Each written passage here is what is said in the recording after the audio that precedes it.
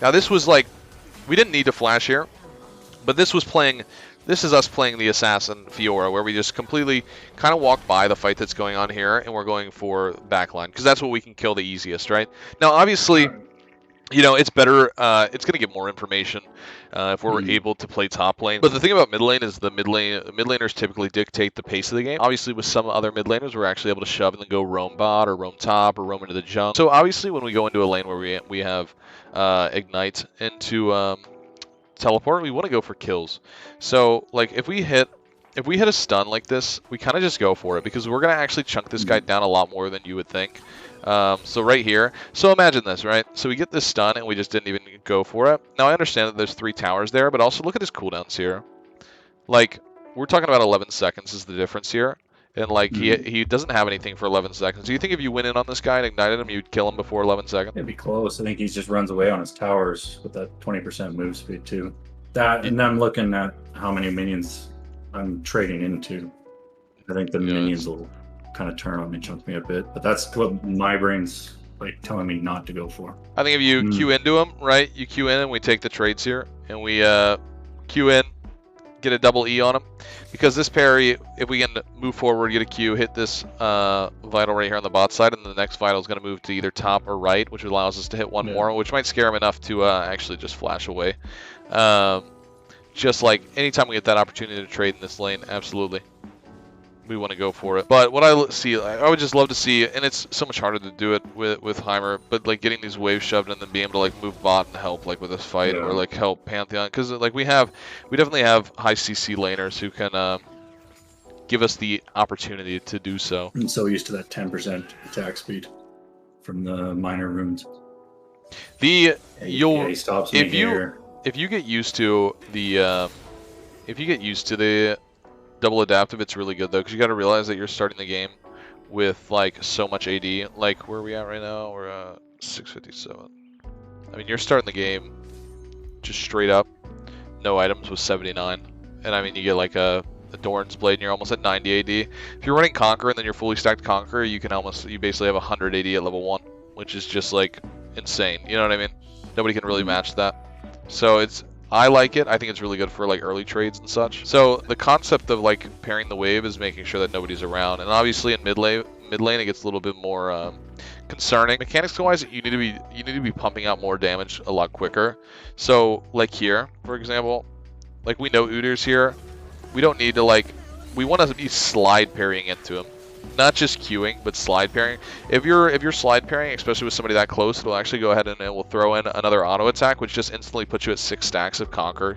Or, I mean, obviously we don't have Conquer, but typically we'll be running Conquer. We don't really want to put wards anywhere in these bushes, because it's just kind of pointless, especially against Kayn too. Like, we're really looking for like wards here, or if we can get one here, or even like behind them here. Just even a ward that's in the middle. You got to realize too, a lot of people will forget that you can just put a ward. It doesn't even, unless it's a control ward, it really doesn't have to go in the bush. So I see that these 6 spots are the most ideal if we're playing mid lane. Before we back, we definitely want to go ahead and make a conscious effort to go and put a ward down. Let's say we know that we just saw Kayn. Like, these are like the little things that we're keeping track of, right? We understand, we see him, and you always want to click like characters, like the characters that are next to you or whatever, and that's why I want you to like get used to like moving your minimap around and like understanding like who's where, who's got what. Somebody used flash, somebody used their ulti, what can I do now, like those types of things, because we can actually like look at Kayn. We can click Kayn when he comes in the lane and see that his red buff has a full timer, which means he just got red buff, which means blue buff is the next side that's up, right? So that means, okay, I don't need to put a ward on red side because he's probably going to go top side, right? He needs to clear his top because he just got red, because his red timer is like full on his character. Does that make sense? Yeah. But these would be like the ideal like 6 spots, obviously. And if we are, you know, talking about top lane with Kayn too, like the biggest thing is like trying to get deep wards here. I'll just go ahead and throw some top lane. Like a big thing, like you can literally just put wards like right here, like just in the middle of the river, and like that's totally cool. The only thing that kind of, you want to make sure that it can see this at least. If you're gonna put, if you're ever gonna put a ward that's like right in the river, make sure that you can see over the blast cone. It'll catch them taking the blast cone before they get in the plant. Yeah, it'll see them as they like whoop. Or in the bush. So. Yeah. So this is us like lacking in a little bit of our confidence, understanding like our damage and knowing what's going to happen. So I know it looks sketchy. But you got to realize, especially in early game, when Kayn doesn't have form, Kayn is truly like not a champion, right? So he just used his E. His E is on a 21-second cooldown at this point. Obviously, you know, Kayn, and then in late game, he's fucking in and out of the walls, he's full CDR and all that shit. But at this point in the game, he's not necessarily like a champion or very powerful at all. This parry was fine. This parry slows him down, and he's got nothing, right? So we used Ignite, which was great. And now look how it's just burning him. If we keep running, we have our Q back up, and we can totally. There's nobody here to stop you. I mean, you're gonna get this kill when Heimer's right here, and you just run through. If it goes too deep, you just run through. You're gonna get the heals, right? So we're gonna get a 3 vital heal, which is gonna be 315 health per second. I don't believe that this tower is going to be putting out 315 damage per second on you. You know, I think you're gonna be okay just to walk in, hit one more Q. He's at 115 HP. Right, 115 HP, you have 135 AD. Yeah. So if you hold it right just before he goes under tower. Back it up. So just where you're like, just go for it. Yeah. I just want to see the cooldowns because my Q is 1 second off. So you're saying just kind of keep walking and go for the Q auto. Just keep going for it. Right here, if you keep walking, you're good, because it's going to come up right. So you would have taken 1 tower shot right here. You're going to use the Q, kill him right here, and then you're going to get some heals from that, and then you're just going to walk through this tower, and you're going to be fine. You're going to take 2 tower shots. Because I still don't have the Q up. Once he flashed, I kind of gave up on it, just because I didn't have that gap closed. If you want me to be completely honest, I don't even think you're going to need the Q, because you're gonna have the extra movement speed from your ulti, right? So you're actually getting your movement speed is increased by 30%. So let's just even like let's look at the movement speed as well when you're inside the ulti. So we're walking up right here. We're at 442 movement speed because we're within our circle and we haven't actually finished the ulti. He's at 375. I mean, we're talking about almost a difference of 100. Like, look how close you are right here. If you just kept walking, you would have just caught him and hit another auto. He's coming back up, so I get the auto slow. Yeah. Totally, we could have got that kill there. And even if we don't see the duration, we know he has red buff, so he's definitely going to be topside. Yeah, he wants to, especially at this point in the game, he definitely wants to go and get his cams, which he does. He does go top. But just having vision, like, right, having vision on enemy jungler, not only does it help you, but it helps your entire team. It helps your jungler, it helps your top laner, it helps your ADC, your support. It just helps you have more control and organization of the map and understanding where the enemy is, no matter what. Even if it's just for a glimpse, at least we can say, I saw him there, and that's good. Yeah. And you start paying. Yeah. I've been trying to switch to blue trinket more. I've been kind of mostly sticking to... Missed the stun. You were holding your wards like crazy this game, but there was a moment. There was a moment later in the game that we'll mention it, but not yet. But yes, that is something that we're going to talk about too. Obviously, I'd still love to see you like trying to take front-facing vital traits, like even in this position where it looks like you don't want to. Like I still think it's fine to like try to get a front-facing vital trade right here and just have your parry ready to go for the bomb. Because if you do hit the stun, you should be able to kill. You know what I mean? Hit the bomb stun. It's still going to be really like iffy. And obviously, it's going to take a big chunk of your HP bar, which in mid lane makes it a lot worse. And talking about mid lane is not the best thing ever. But still. Ganked by 4 people. Yeah. But like here, especially, we could literally like just spam ping. Udyr's pretty tanky, right? He's already got his mythic down here. This is totally an opportunity just to ask him for a gank. He's got a sweeper. This isn't even warded at all either, and he got Rift Herald, and he was kind of like playing this top side like of the lane right here, which would have made it really easy for him to just walk through, get a stun, and then we can go for it. Yeah. It's kind of like we just want to use our abilities together. This is like the same concept as like the slide parrying, and like getting as much damage out as possible. Now obviously Kayn does come and clear this up, but right here, if you just slide parry, saves us time. It gets the slow faster, and then it's slow. And then it will. This will probably end up being a kill if we actually just slide parry into this. Yeah. Right. Even if we do use the ulti a little bit late there. This might be the one I whiff. Yeah. Yeah. Now, obviously, he did flash as well. So let's say even if we miss it, then that's more of an opportunity for us to like call it off if we need to. But using that mechanic, we just want to use that a lot more because I just didn't really see. I saw you slide parry like once this game onto a Caitlyn trap, and I think that was it. And like sometimes those are cool stuns. Like they're obviously directional stuns, and they're things that you can like go into a play and be like, okay, I can slide parry this trap and maybe throw it sideways and like have a target that you want to hit with it. It doesn't always have to be the Caitlyn, obviously. It can be whoever. You can use those traps. But slide parrying is a lot more than just trying to get a stun or get out of a Veigar cage or run over a Caitlyn trap. It's a way to like max out your damage potential and just do a lot more in a shorter time frame. If you really wanted to, like this wave is going to just basically even out here. And what we could do really, when we're like leaving the base, especially if we see a whole fight going down here, is we can actually change our pathing a bit and like be more useful on the map. And instead of running straight through to mid lane, which is like autopilot and top laners do it a lot, we can actually run here, right? And then if this fight does break off, which it does, this fight does happen right here. We could run here, in which we would have been there right now, obviously, because we're right here. Now, if we get here and the no fight goes out, well, we can just queue over this wall right here. And then we can just walk back into mid lane and we'll lose like a minion. We'll lose like 1 minion for doing that. But this also gives us the opportunity to be here for this fight. Just by being here. So it's just something to think about instead of like, because a lot of people will just autopilot and click like straight to the tower or something like that and not realize what's going on the map. And that's why we want to throw around our map, make sure we understand what our team is doing and what fights are popping off and what's going on. Because just taking that, that little mental note and be like, okay, I'm going to run through jungle here and then I will backtrack to mid lane if I need to, or I can go and catch this fight. Because if we are right here right now, we keep moving forward. By the time we get to mid lane, we are actually right here ready to queue over the wall because we line this up with here, right? We are ready to queue over this wall and help Udyr fight at this very moment, right? Yeah, we'd be just by blue buff there. Yep.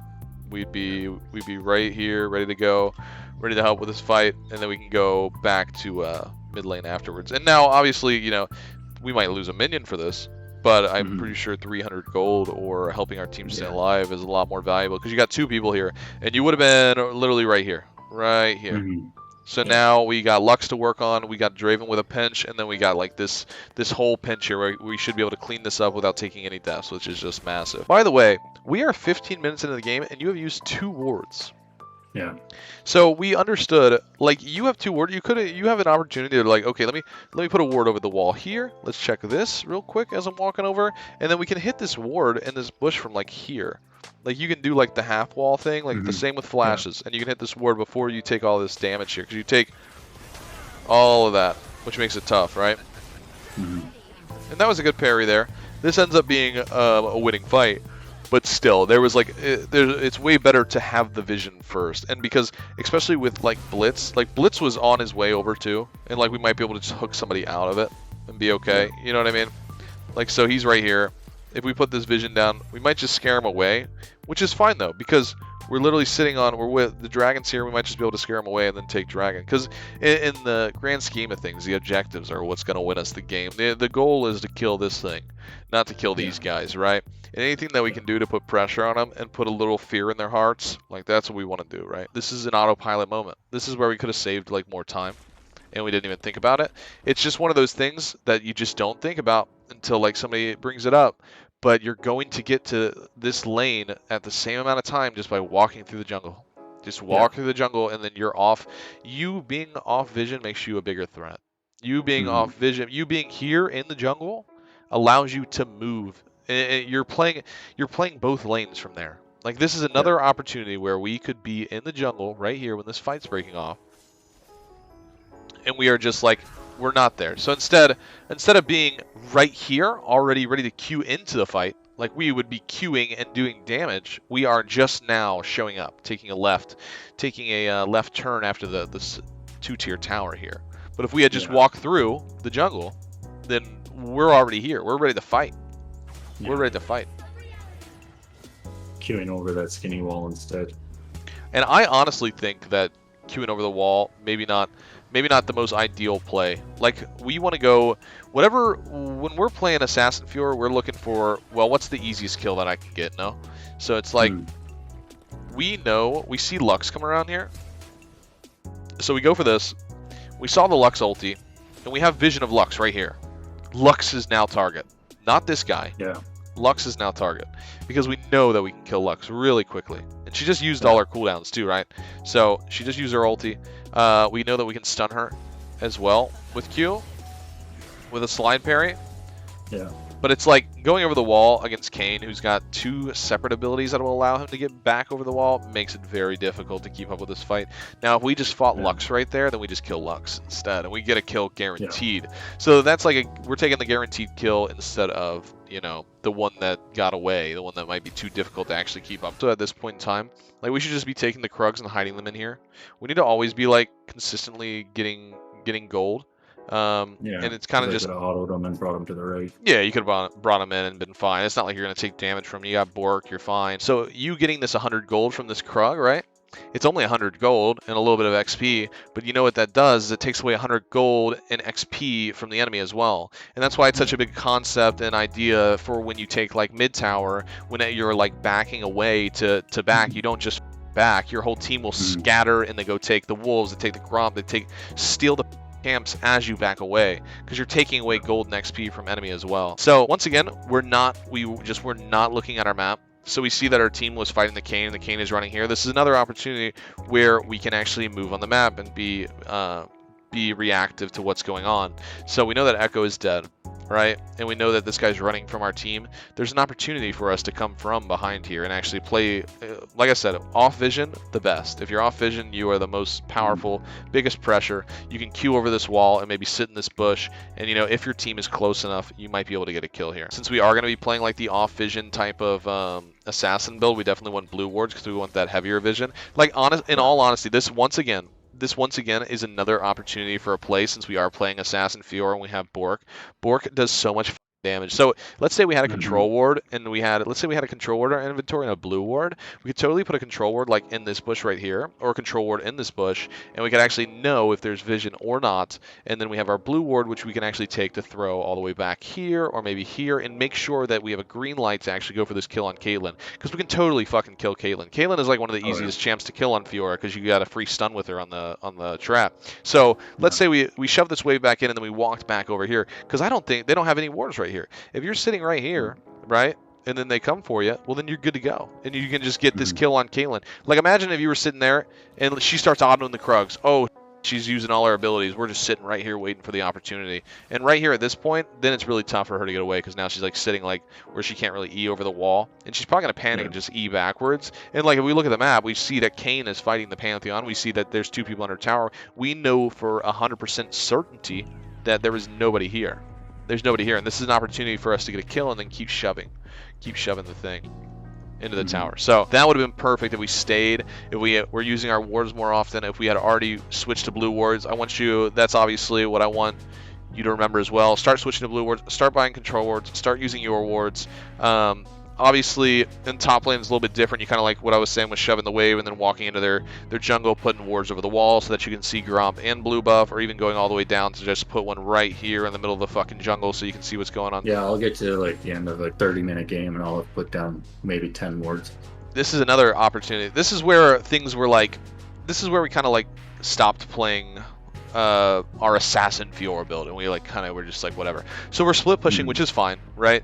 But we're just chilling in vision. We're just chilling in vision. This is like, we're not like Yorick. We're not Tryndamere. We don't. This isn't how we split, especially when we're playing an assassin. We are in their jungle right now. We should be. We clear that wave. We go into their jungle, and we're looking. If somebody comes to the lane, we should be like here. And obviously, he's gonna see us walk over, but we can walk around, and then we can be behind this guy. Because what ideally, when you're looking to play like the Assassin Fiora build, like the concept is that you're sitting out of vision, you're waiting for them to clear the wave, and we're praying that they use their abilities to clear the wave. And once they use their abilities to clear the wave, that puts them on cooldown, and that makes it a free kill. So this is actually set up for like what's called like a 5 vital, or a 5 vital ulti. So anytime you can hit a vital and then ult, That's like considered a 5 vital ulti, and it just does more damage. So we would have hit this, got the movement speed, and then ulted. So then we should have already ulted now, which is going to allow us to get more damage. Okay, yeah. And then also, obviously... Just Q to the vital and hit R. And then also another thing there is we just didn't use Ignite either. Yeah. Gotta stop. If we're gonna take Ignite, we gotta use it. We gotta use it every time. Every time. You don't need to save it. You don't need to save it, because you're gonna have it right back. Now this was like... We didn't need to flash here, but this was playing... This is us playing the Assassin Fiora, where we just completely kind of walk by the fight that's going on here, and we're going for backline, because that's what we can kill the easiest, right? Now, obviously, we can kill anyone in a 1v1, but this was just exactly how we wanted to play it. We just want to go here. And the flash, we just don't need it, because your Stride Breaker was perfect. Your Stride Breaker hit 2 of them, and you were good to go there. I would have loved to see, because we want to be going for more 1v1s. I don't remember if we finished this recall or not, but... Yeah, we recall here and go for Baron, because Echo shows up. Gotcha. There's two ways to play it. So we can either recall go Baron because he's here, or we can just stay here and go for kill too, which like goes with that same concept of being like off vision and like going for it. There's a trap right here underneath Heimer's body that you can't see, but we could have just went for a slide parry and got the stun. Oh, he's right perfect on it too. Yeah. Obviously, I mean, you already know that. I don't have to tell you. The second you see him dash, he's gonna go for you. So dashes and then he leaves. Yeah. He dashes. We just parry. You can just, and you can always use your parry, even if they don't go for it and they try to like bait out your parry, you could always just like throw it, right, and then Q backwards so you're out of range of it if he doesn't use it, you know what I mean? But that's okay, we die there. He proto belted at me too. Yeah. I thought he came at me real quick. This was good. So this is you taking like, you know, initiative and pinging that we want to do this. Because it's not too often where, even in gold, people seem to not realize how big of an advantage having, you know, especially a 2-man advantage or just a 1. You really only need like a 1-man advantage. You can like go for this, but having 2 down is just guaranteed. We just take it, you know. And then what I thought was insane. Did you see the Udyr? He flashes over the wall to stun him. Yeah. Like what? I thought that was just absolutely mind-boggling that he went for that. Luckily, we get it. So we really never want to be like in mid lane. We always want to be side, which is fine because we just pushed it. That's no big deal. Just like saying. So now we're here, which is good. This guy, we caught him on the back here, which was solid. Because if we can take him out of the game, we definitely get a lot of opportunity to make plays. We don't get him, but we get his R out and we get his flash, which is huge. But like literally in these like obviously you have the opportunity to just recall and back, but you can also just like start queuing because you're pretty mobile. You can come behind this guy, and I forget. I'm pretty sure we get the kill here anyways. So either way, it's fine. But there's also the opportunity where you can just... the one where he doesn't harm. Yeah, for some reason. Yeah.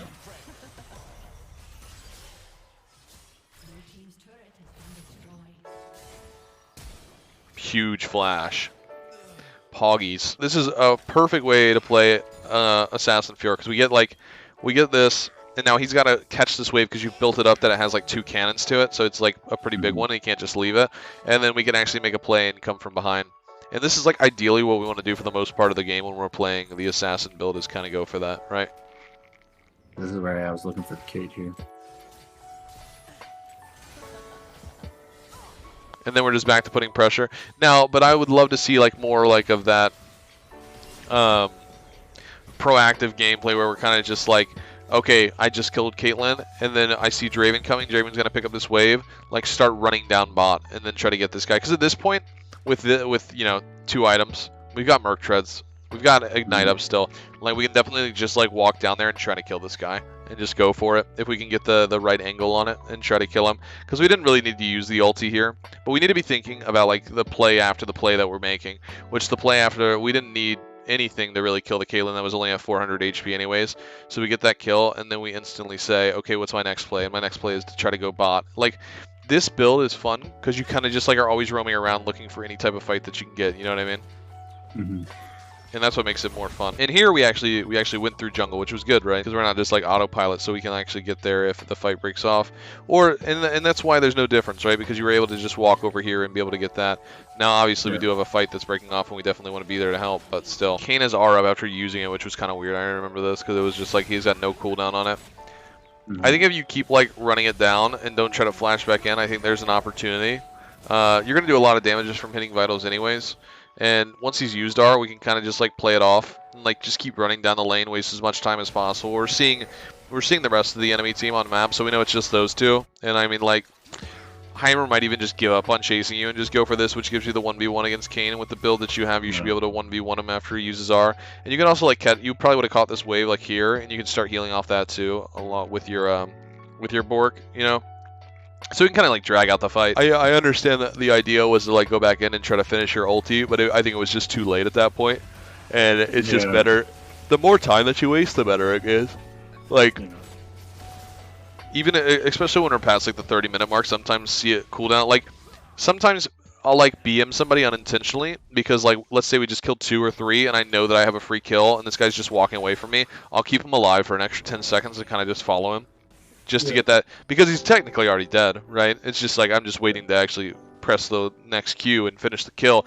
But it's just like at this point we want to waste enemy time and make sure, like especially if you know they're fighting top and then we've got Heimer and Kayn chasing me. It just gives the opportunity for the team to actually do something. You know, this is a little bit tough.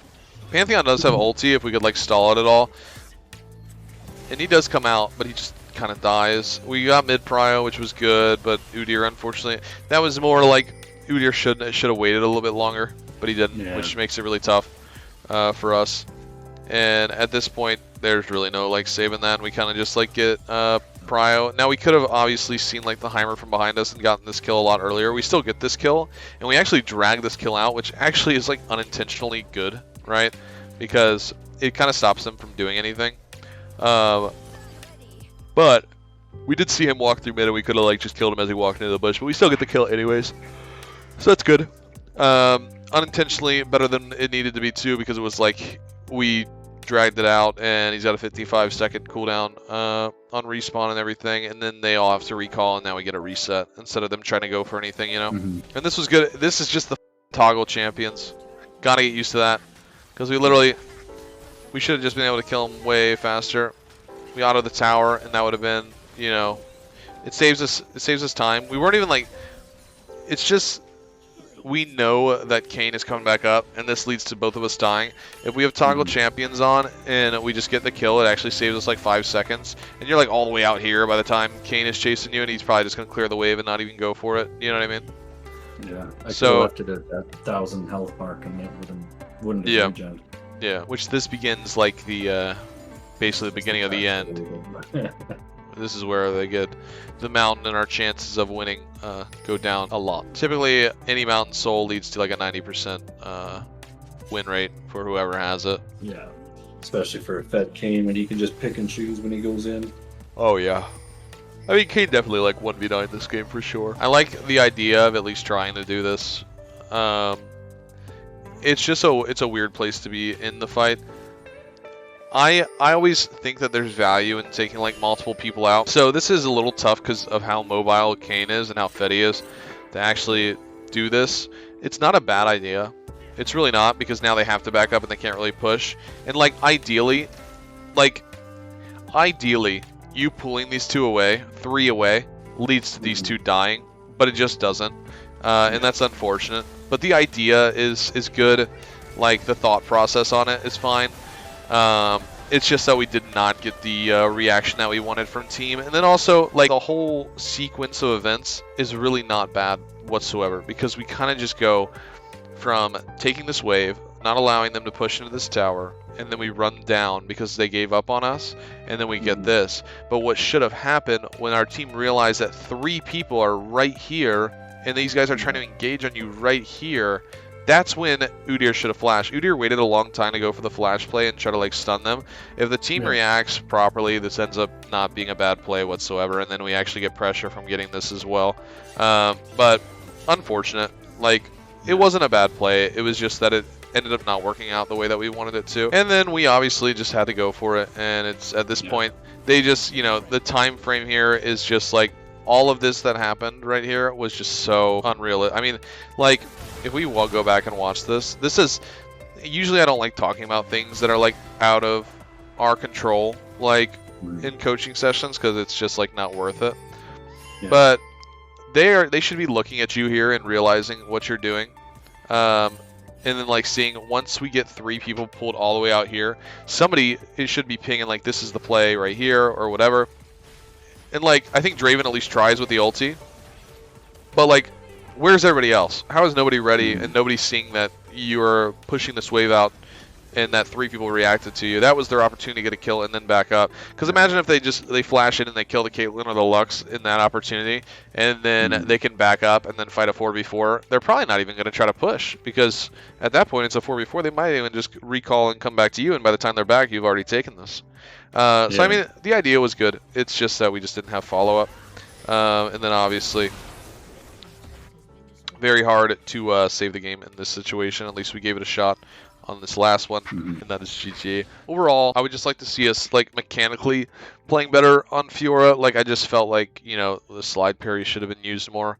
I think that there was a lot of opportunities to take kills in the side lane and the split push. I felt like we built the assassin build, but we weren't very comfortable with the assassin build. Well, if you've got nothing left, then we will say our good night. Yeah, I'll book in again eventually. Hell yeah! Definitely need to get volume in. Yes, I want to see some. I definitely want to see some games played next week. I'll be looking for sure. All right, man. You have a good night, okay? Thanks so much. Have a good night. All right, peace out, brother.